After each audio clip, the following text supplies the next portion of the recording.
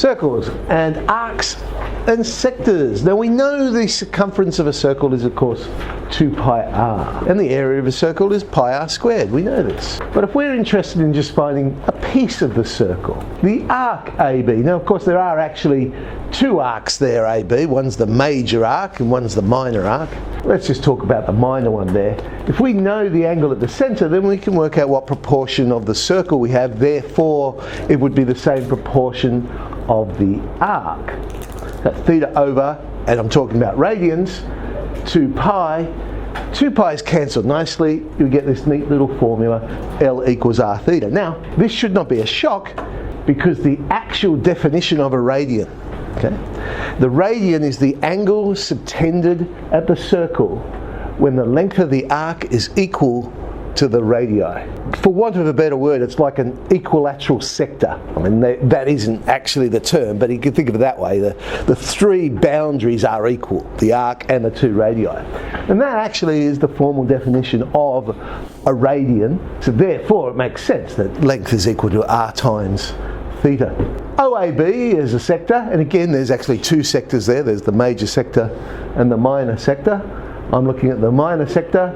We can still use that same idea. What proportion of the circle do we have?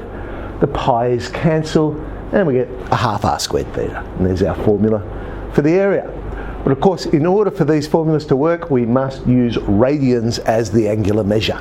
Simple little example. 45 degrees, purposely made of degrees there to highlight, hang on, we need it in radians, not degrees. Now, if I want to find the length of that arc, it would not be 5 times 45, but 5 times pi on 4. There's our exact value.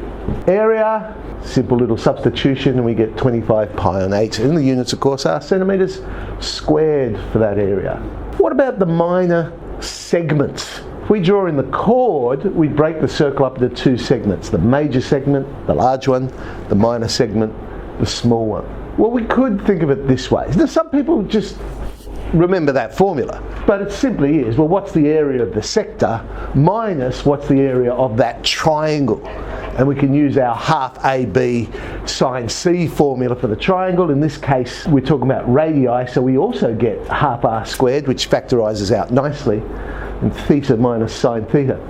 However you choose to do it, substitute in and we get this wonderful expression for the area there. 25 pi root 2 minus 100 over 8 root 2. We, of course, are happy to accept that. Being mathematicians, science teachers would go crazy.